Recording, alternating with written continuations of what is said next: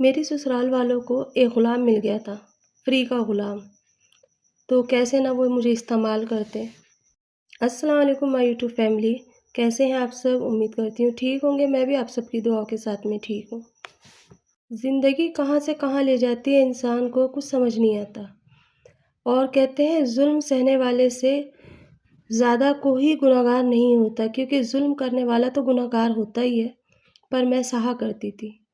میرے اوپر جتنا ان سے ہوتا وہ ظلم کرتے اور میں برداشت کرتی، کیونکہ امی اب میرا ساتھ نہیں دیتی تھی، نہ ہی میرے گھر والے میرا ساتھ دیتے تھے، نہ میرے بھائی بہن میرا ساتھ دیتے تھے۔ ہر کوئی یہ کہتا تھا زندگی میں یہ تو سب کے ساتھ ہوتا ہے، تمہارے اکیلے کے ساتھ نہیں ہو رہا ہے، اور یہ قصور تمہاری قسمت کا ہے، تمہارا نہیں ہے نہ ہی ہمارا ہے، قسمت میں جس کی جو لکھا ہوتا ہے وہی ہوتا ہے۔ میں یہ بات سوچ کے یہ سوچا کرتی تھی، جتنی بھی میری فرینڈس تھی، جتنے بھی میرے ملنے والے تھے، میں ان سب سے اسی کا سوال کا جواب لیا کرتی کہ آخر میرے ساتھ ایسا کیوں ہو رہا ہے، کیوں یہ لوگ میری بات کو سننے کو تیار نہیں، آخر میں کب تک یہ ظلم سہوں گی، میری یہ نہیں سمجھ میں آ رہا تھا۔ اور اسی طرح سے وقت گزرتا رہا، کئی بار میں نے یہ سوچا کہ میں اپنے آپ کو ختم کر لوں، لیکن بچوں کا منہ دیکھنا پڑتا، کیونکہ میری بیٹیاں تھیں، مجھے اپنی بیٹیوں کا بھی خیال تھا۔ انہوں نے مجھے ایک بچے بنانے کی مشین بنا دیا تھا۔ کہتے ہیں کہ انسان اگر چاہے تو کیا نہیں کر سکتا۔ میں نے بہت سہا، پھر اس کے بعد ہے نا میری زندگی میں ایک الگ ہی موڑ آیا۔ ہمارے گھر میرے شوہر کے جو دوست تھے وہ آیا کرتے تھے، اور وہ مجھے ہمیشہ کہتے تھے کہ تم ظلم کیوں سہتی ہو، تم آواز کیوں نہیں اٹھاتی، جبکہ وہ میرے ہسبینڈ کے دوست تھے، کیونکہ میرے ہسبینڈ ان کے سامنے میرے منہ پہ پانی پھینک دیتے تھے، اور کبھی کھانا پھینک دیتے، کبھی کسی نہ کسی بات کے اوپر کچھ نہ کچھ وہ کرتے تھے، اب وہ برابر مجھے دیکھا کرتے تھے۔ ان کی وائف کا انتقال ہو چکا تھا، اور ان کے بچے بھی نہیں تھے۔ وہ ہمیشہ مجھ سے یہ کہا کرتے تھے کہ بھابھی آپ جب تک ظلم سہو گے نا یہ اور کریں گے آپ پہ۔ میری نہیں سمجھ میں آتا تھا، میں ان سے کہتی تھی کہ میں کیا کروں، میرا کوئی حساب ہی نہیں ہے ایسا کہ میں کہیں چلی جاؤں۔ رفتے رفتے پتہ نہیں کب ہماری دوریاں نزدیکیاں میں بن گئی، کیونکہ مجھے ایک اچھے اور سچے دوست کی تلاش تھی، وہ میں ان میں دیکھا کرتی تھی۔ میں پیار کی بھوکی تھی، مجھے کبھی کوئی مجھ سے پیار سے بات نہیں کرتا تھا، کبھی کوئی مجھے یہ نہیں دیکھتا تھا میں بیمار ہوں یا نہ ہوں، انسان ایسے میں بھٹکتا ضرور ہے، میں نے دیکھا ہے، اور زندگی کا یہ تجربہ مجھے پتہ نہیں کیوں احساس دلاتا ہے کہ میں نے غلطی کری۔ کوئی بھی کسی کا دکھ ایسے ہی نہیں بانٹتا، خاص کر کے آدمی تو بس وہ میرے نزدیک آتے چلے گئے اور میں بھی ان کے نزدیک چلی گئی۔ میں اب ان سے پیار کے لیے پہلے سے ہی ترسی ہوئی تھی، کیونکہ میرے ہسبینڈ تو مجھ سے کرتے نہیں تھے، بچے بھلے ہی ہو رہے تھے لیکن پیار تو کہیں سے کہیں تک نہیں تھا، صرف ایک مشین کی طرح میں استعمال ہو رہی تھی اس گھر میں۔ جتنا مجھ سے وہ کام لینا چاہتے تھے میں کرتے، اور پیسوں کا تو یہ حساب تھا کہ کبھی انہوں نے میرے ہاتھ میں 1 روپیہ نہیں رکھا، مانگتی تھی تو ملا کرتا تھا، کبھی میں امی کے ہاں جاتی تھی تو میں امی سے کہتی کہ امی وہ پیسے بھی نہیں دیتے اور ظلم بھی اتنا کرتے ہیں، آخر ایسا کیوں، آپ بولو نا، آپ بتاؤ نا، تو وہ ایک ہی بات کہتی تھی تیری قسمت ہے۔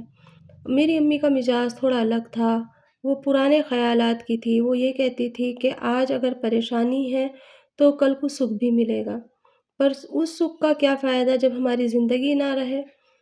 یہی وقت گزرتا چلا گیا، میرے ساس سسر، میرے بچے، میرے شوہر وقت کے ساتھ ساتھ سب آگے بڑھ گئے، بس پیچھے رہ گئی تو میں۔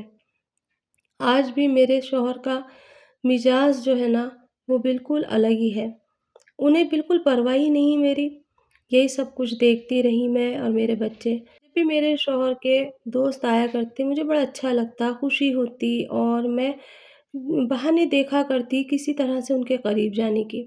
کچھ دن تک تو اسی طرح سے چلا، اور پھر اس کے بعد میں ہم باہر ملنے لگے۔ مجھے ویسے تو باہر جانے کی اجازت نہیں تھی، لیکن میرے بچہ چھوٹا تھا، چھوٹا والا لڑکا، تو میں اسے گود میں لے کر کے چلی جایا کرتی، یہ کہہ دیتی کہ یہ بیمار ہے، اس کو دوائی دلانے لے کے جا رہی ہوں۔ کبھی میری ساس جاتی تو کبھی میری نندیں جاتی ساتھ میں، لیکن مجھے اس سے اکیلے ملنے کے لیے بہت مشکلوں کا سامنا کرنا پڑتا، جب جا کے میں 10 بار میں سے 1 بار مل پاتی تھی۔ گھنٹوں میں اس سے باتیں کرتی، وہ میرا دل بہلاتا۔ پھر ایک دن ایسا آیا کہ وہ بھی مجھے دھوکہ دے کے چلا گیا اور اس نے مجھے اچھے سے استعمال کرا کیونکہ میں شادی شدہ تھی، کوئی ڈر ہی نہیں تھا، کسی چیز کا بھی ڈر نہیں تھا۔ آپ سمجھ سکتے ہیں کہ مجھے کسی چیز کا ڈر نہیں تھا۔ بس اس طرح سے میں نے ایک دوست کو پھر سے کھو دیا کیونکہ اس کی شادی ہو گئی تھی اور شاید اس کا بھی دل مجھ سے بھر گیا تھا۔ میں پھر اسی موڑ پر آ کر کھڑی ہو گئی جہاں پر میں تھی۔ یہ باتیں میں کسی کے ساتھ شیئر نہیں کر سکتی تھی۔ یہ باتیں دل کے ایک کونے میں ایسے دفن تھی جیسے قبر میں مردہ دفن ہوتا ہے، لیکن اندر ایک بہت زوروں کی گھمسان لڑائی چل رہی تھی، ایک چیخ تھی جو باہر نکلنا چاہتی تھی۔ کیونکہ جب میں نے یہ قدم اٹھایا اور اس کے ساتھ میں رہی اور وقت گزارا اور پھر اس کے بعد وہ میرا استعمال کر کے وہ بھی چلا گیا، تو زندگی مجھے پھر اس موڑ پہ لے آئی۔ یہ گھٹن تھی، اگر میرے ہسبینڈ میرے ساتھ شروع سے اچھے سے رہتے تو کیوں میں بھٹکتی، کیوں میرا دل ایسا ہوتا۔ ہر ہسبینڈ کو یہ چاہیے کہ اپنی وائف کا خیال رکھے، کیونکہ ہم کس کے سہارے آتے ہیں؟ ہسبینڈ کے سہارے آتے ہیں۔ ساس سسر کی خدمت کرنے سے میں منع نہیں کرتی، لیکن ایک حد تلک کرنی چاہیے۔ خیر وقت کو میں نے دیکھا ہے رنگ بدلتے ہوئے، لیکن میرے گھر کا رویہ نہیں بدلا۔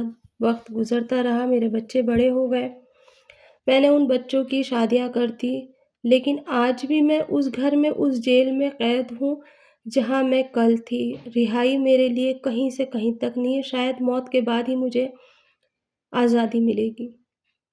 میں ایسی کتاب بن گئی ہوں، ایسی پہیلی بن گئی ہوں جو کوئی نہیں بجھا سکتا۔ میں مرنا چاہتی ہوں لیکن موت بھی نہیں آتی۔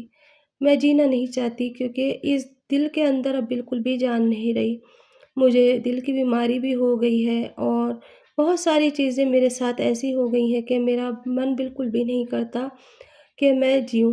لیکن اب تو زندگی نے یہ کہہ دیا ہے کہ میں تیری عمر لمبی کر دوں اور تو سسک کے جی۔ شاید اللہ مجھ سے معافی منگوانا چاہتا ہے۔ آج بھی میں اپنے ہسبینڈ سے یہ کہتی ہوں کہ تھوڑا سا وقت مجھے دو تاکہ میں تمہارے ساتھ جی سکوں، لیکن میرے ہسبینڈ پتہ نہیں کیوں مجھ سے اتنے ناراض سے رہتے ہیں، اتنے خفا رہتے ہیں، کبھی وہ مجھ سے پیار بھری بات نہیں کرتے۔ میں نے ان سے کہا بھی کہ اگر مجھ سے دل نہیں ہے تو مجھے آزاد کر دو، دوسری شادی کر لو آپ۔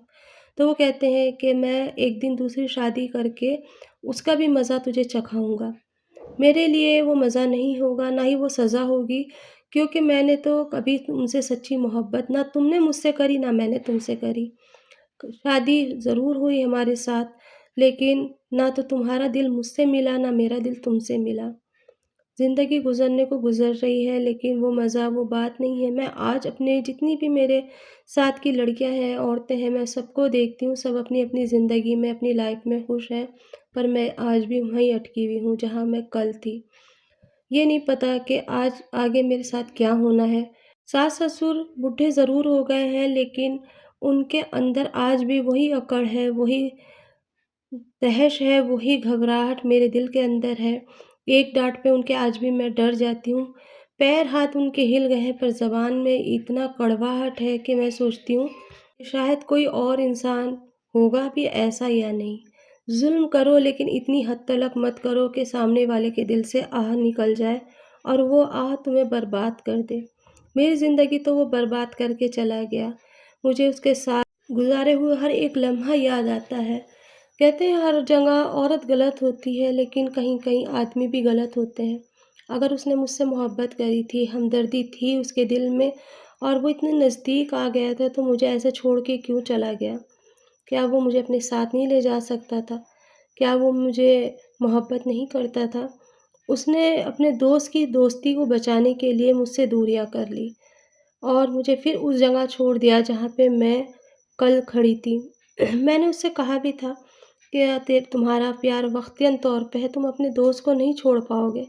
تو اس وقت اس نے مجھ سے یہ کہا تھا کہ میں تم سے پیار کرتا ہوں اور میں تمہارا ساتھ ہمیشہ دوں گا، لیکن جب اس کا من بھر گیا تو اس نے مجھ سے کہا کہ میں اپنے دوست کو نہیں چھوڑ سکتا اور میں اپنی دوست کے ساتھ میں غداری بھی نہیں کر سکتا۔ غداری تو اس نے کر لی تھی میرے ساتھ رہ کر کے، لیکن عورتوں کو ہے نا، انسان ایسے ہی بہکاتے ہیں اور اسی طرح سے ہمارا فائدہ اٹھایا جاتا ہے۔ بس میں نے آپ لوگوں کے ساتھ میں اپنی کہانی اس لیے شیئر کری کہ اگر آپ کے یہاں پر بھی اللہ نہ کرے کسی کے ساتھ یہ گزر رہا ہو تو کسی پہ بھی بھروسہ نہ کرے۔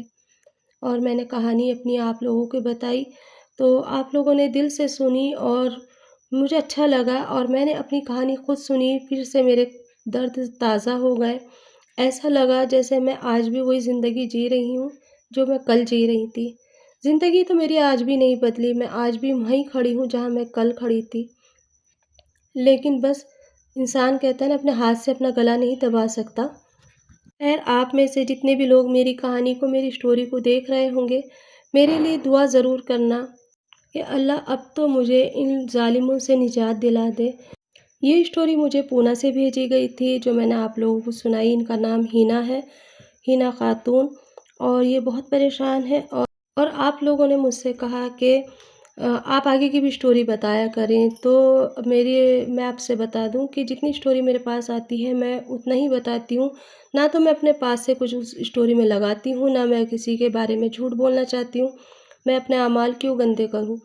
جتنی جس کی قسمت میں جو بھی غم پریشانی ہے، بس میں ان کے لیے دعا کر سکتی ہوں کہ اللہ تعالیٰ ان کی پریشانیاں دور کر دے، اور جو بے اولاد ہے اللہ ان کی اولاد دے دے۔ لیکن ہاں، یہ ہے کہ عورت کو ہے نا ظلم اتنا ہی برداشت کرنا چاہیے جتنی ایک حد ہوتی ہے۔ اول تو آج کے زمانے میں اس طرح کے ظلم جو کرتے ہیں وہ یا تو وہ جاہل ہوتے ہیں، پڑھے لکھے ہونے کے باوجود بھی، میری نظر میں وہ جاہل ہی ہیں، اور دوسرے یہ کہ ہر انسان کی اپنی اپنی لائف ہوتی ہے۔ میرے بارے میں کئی کامنٹس آتے ہیں کہ آپ کی کتنی شادی ہوئی، آپ کسی کی اسٹوری سناتی ہو، آپ کی کتنی اسٹوریاں ہیں۔ اب میں نے جتنے بھی جو بھی مجھ سے اپنی اسٹوری بتاتا ہے، میں ان سے ان کی جگہ کا نام اور ان کا نام پوچھ لیتی ہوں کہ اگر آپ لوگوں کو کوئی اعتراض نہ ہو تو میں آپ کے شہر کا نام بتاؤں، تاکہ میرے اوپر الزام نہ لگے، کیونکہ جتنی بھی اسٹوریاں ہیں سب کو یہ لگتا ہے وہ میری ہے۔ ایک عورت کی کتنی اسٹوری ہو سکتی ہے؟